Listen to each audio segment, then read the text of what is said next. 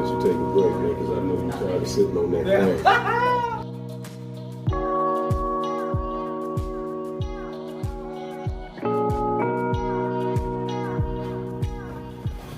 All right, tell me real quick again how you met Dr. Bob and how you came up on the shack. Okay, Dr. Bob. How I met Dr. Bob? I met Dr. Bob really through Dr. Kiva next door at the Sankofa Learning Center. I was a member there, and I used to live next door to the house. And I think I was probably there in the house for probably a year before I even stopped in the shack to say hi or even speak to them. And I saw what she was doing, and I asked her, did she need some help? And she told me yes. And I asked her, could I start working with her? And I think I started working with her the second or third day that we met. I've been around the shack now for 7 years. I've seen and understand what Dr. Bob's precepts are about creating this heaven on earth and creating a wellness community. So that's one of the reasons that I'm here, is to help assist in that venture of making that heaven on earth happen. So I work here as an herbalist. I do some readings. But my readings are not sit down, plan, scheduled out. It's just when I'm led by the Spirit to give individual information that God wants them to hear, especially if some prayers have been prayed, and generally I'm the one that the answer comes through. I'll put it like that. And it's been kind of freaky watching it happen and watching it work. But when we leave ourselves open to do God's work, we allow Him to work and do whatever and however He wants to do it through. And I've left myself as an open channel for Him to do that and to work through me.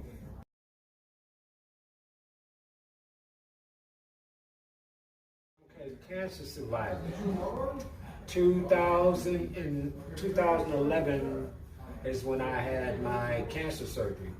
I was diagnosed in 2009, but I had to, 2009, I became my mom's caregiver up until she passed, and I took care of her for from 2009 up until she made her transition in 2011.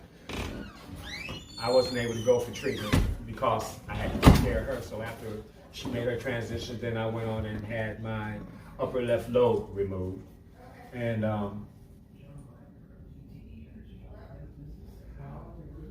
I went to the doctor today, and they showed today, as a matter of fact, I went to the doctor today for my follow-up, which has been a continued follow-up since I had the operation. Every 6 months they want to see me to make sure that the cancer hasn't come back. So I've been most fortunate. The doctor showed me the picture today, and he said your lungs look normal. We just see a little bit of COPD here, and yeah, so all is well on that note. But so do you think the herbs had anything to? Herbs had everything to do with it. Probably, and especially what I've been through. 1990, I was diagnosed with HIV, with AIDS, but I've been, since then, undetectable. I've just gotten to the point now where I'm down to 1 pill a day, and I was told today when I made my visit today, and I don't mind sharing this with you folks so y'all can see and know that there's hope in that storm. I was told today that I will probably, after 3 more months of taking this 1 pill for at least 6 months, I'll be able to go to the shot, which I would only have to get maybe once a month, period. And just a shot, I won't have to take any more pills at all. Jesus, y'all don't know. I went through 7 experimental treatments to get to this point. I went through 7 trials, 7 experimental trials. So it was damned if I do and damned if I don't.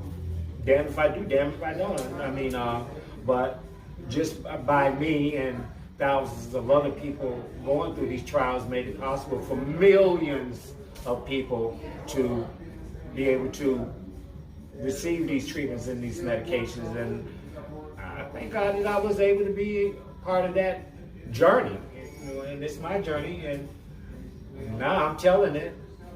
And I'm a walking miracle. That's all I got to say. And the doctors and some ministers have even told me, yeah, man, you are a walking miracle. But they don't have to tell me what I already know. Duh. So yeah, it's real. But one thing, folks out there, that I want y'all to understand, and really, Dr. Kiefer brought me to this realization, and Sukumar Kari brought me to this realization that my breath is God, my spirit is God, and I learned how to use that, and I learned how to use that energy, and learn how to use that power, and we all have that power. You know, it was given to us. It's our birthright. It's our birthright.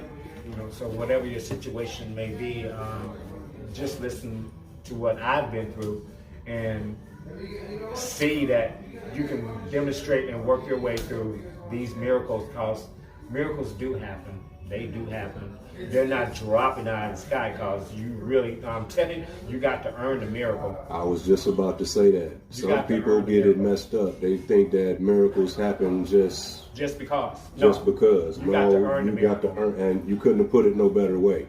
You got to put yourself in position for that miracle. Exactly. You can't just wake up one morning and expect it. You put yourself in position for that miracle. Exactly. You went in, you took the experimental treatments. You went in and you did what the doctors needed you to do. And then I went in and I did the research to figure out what herbs there were in that room, in those jars, that I could use to help my body heal itself up. And a lot of it was really, I've been doing this since I was 16, but I've been dealing with herbs since I was 16. But I come from some Cherokee blood too. My great grandmother was a Cherokee. She was I consider her a medicine woman. So yeah, a lot of things I remember, even when I was down south and she would send us to the yard, you know, to get herbs or bring her something from the yard to make a tea or a medicine out of. I remember that, you know, and a lot of our healing takes place also with the information that we have in our DNA, because we have all the information that we need. We have all the information that we need, and especially when you're dealing with herbs. When you're dealing with herbs, you're really dealing with instinct, and you have to trust your instinct when you're picking herbs.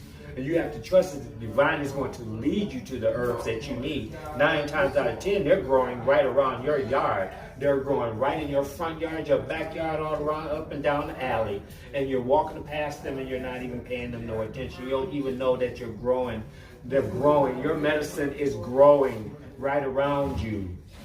Right around you. Right in the neighborhood, even in the hood where you live. There's more burdock in this area than you can shake a stick at. Everywhere you look, if you go in all these empty fields throughout Detroit, throughout the Detroit metropolitan area, 2 things you're going to find is burdock and dandelion. Dandelion roots are blood purifier, and burdock is everywhere.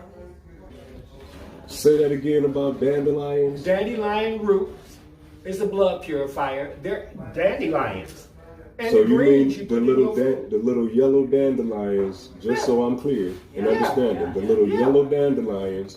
But get them from a place that hasn't been sprayed. Right, they had right, exactly. Because you don't want to get them out of a yard or in the soil that's been contaminated. So you can use the dandelion flowers. You can use that in salves to make salves and ointments with. You can use the leaves in your food when you cook dandelion greens with your collard greens or whatever, and then you can use the root for teas to make blood purifiers. And it helps to strengthen the kidneys. And leaf and some salads too. Leaf and salads also, yeah. I can't even tell you how many dandelions I done picked just so I can use my thumb and pop the heads off of them. Right, when you were popping medicine. Popping medicine and didn't even know it. Right. So when I'm out here as a kid, then pop 20 dandelion heads off, all I had to do was take the roots from those dandelions back to the house. Dry them out. Chop them up. Wow. Make a tea. Desired Elements was created out of a deep appreciation and love for nature. Our organic herbal tea blends are mindfully created to utilize nature's gifts to assist you on your path to natural healing. Our handmade wire-wrapped crystal jewelry is created with the highest intentions of love and healing. Each piece is one of a kind. Shop at desiredelements.com for organic herbal tea blends, wire-wrapped crystal jewelry, and more.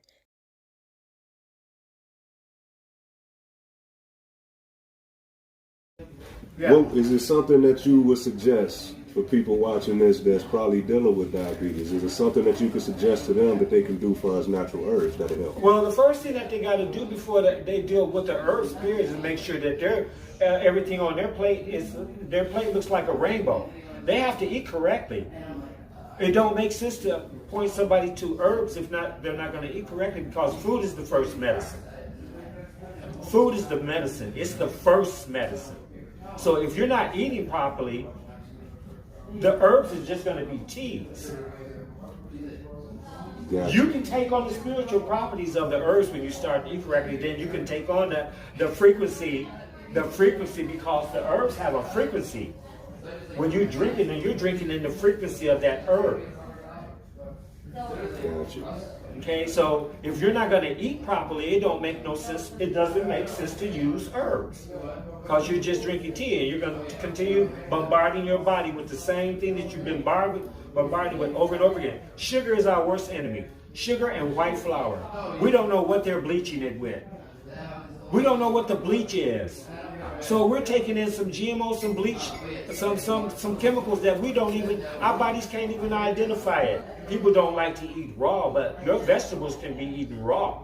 They just have to be prepared. You got to prepare, sauces to make them taste good or taste better or to enhance them. Plus you have herbs and spices that you can use with your raw vegetables to make them palatable. But we're just not used to, because we've been taught that we have to cook the damn food to death.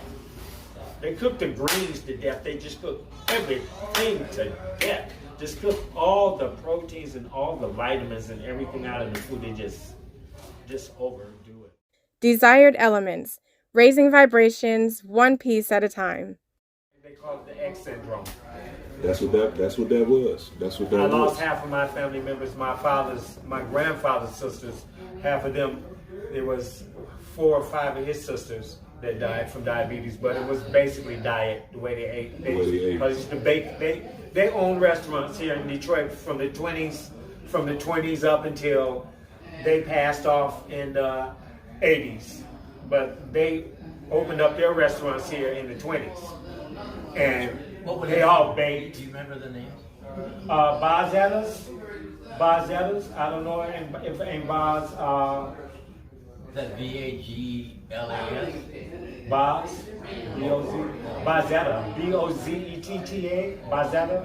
That was my grandfather's older sister, and it was Aunt Celeste, Aunt Baz, I had an Aunt Red, Aunt Red, and I forget Aunt Helen. So all of them were cooks. They had 2 restaurants on the east side. But it was the way they cooked. So for the diabetes, if it wasn't for those herbs and helping me to keep my immune system up and to keep my body functioning, I'm almost 70 years old, guys. I mean, next year I'll be 70, and looking good at your age, because I would have never thought that until you told me. Yeah, so I've been through a lot.